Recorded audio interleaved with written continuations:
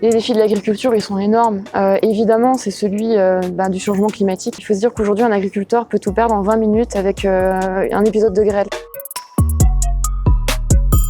On développe des solutions en fait, qui vont protéger les cultures d'extérieur, comme la vigne ou l'arboriculture par exemple, de tous les aléas climatiques qu'ils peuvent rencontrer. Nous, on n'est pas du tout issus du monde de l'entrepreneuriat. Je suis associée avec Christian Davico, qui est donc mon père et agriculteur. L'idée, elle est venue du terrain, puisque donc Christian a perdu un quart de sa production d'horticole justement il y a 4 ans. Ce sont des systèmes comme ça, en fait, on les installe au-dessus des cultures de plein champ. Ça va s'ouvrir et se fermer un peu comme des volets. Et l'idée, c'est vraiment d'ajuster la lumière, la température, l'humidité et d'apporter à la plante tout l'écosystème dont elle a besoin pour grandir dans les meilleures conditions possibles. Une augmentation du rendement qui est divers en fonction des cultures. Par exemple, celui sur la pivoine, qui est une fleur emblématique du sud-est de la France. On va augmenter de 17% les rendements sur cette culture-là. On économise aussi l'eau de 30% sur les cultures que l'on traite. Le premier, c'est la sérénité. Ils nous disent qu'enfin, ils se lèvent le matin et il n'y a plus vraiment cette grosse boule au ventre de qu'est-ce qui va m'arriver aujourd'hui. Puis après, ça va être évidemment tous les effets qualitatifs. Ils vont voir des plantes en meilleure santé.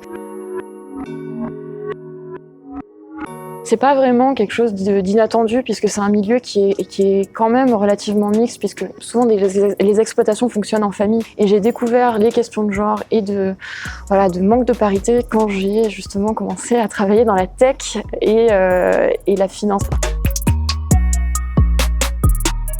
Est-ce que c'était moi qui me sentais pas légitime ou est-ce que c'était les gens qui me faisaient comprendre que je ne l'étais pas? Ça a été le principal obstacle qui était vraiment psychologique. Oui, l'obstacle, il vient souvent de soi, mais pas uniquement de soi, c'est souvent aussi ce que la société nous renvoie. Je me disais qu'en fait, à chaque étape de l'évolution d'Ombrea, on franchissait un plancher en plus dans notre développement et je me disais waouh, tu te rends compte ce que tu as réussi à faire, c'est ouf, continue. Ça a permis vraiment de gagner une grosse confiance en moi.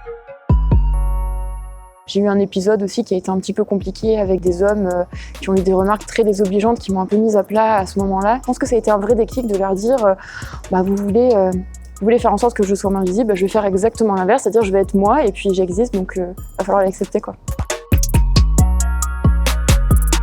Bien travailler tous les aspects financiers parce que c'est moins le cas aujourd'hui, mais quand on monte un projet impact, on va attendre 3 fois plus d'exigences sur la rentabilité, sur la pertinence du modèle économique qu'une boîte qui n'a pas cet engagement-là.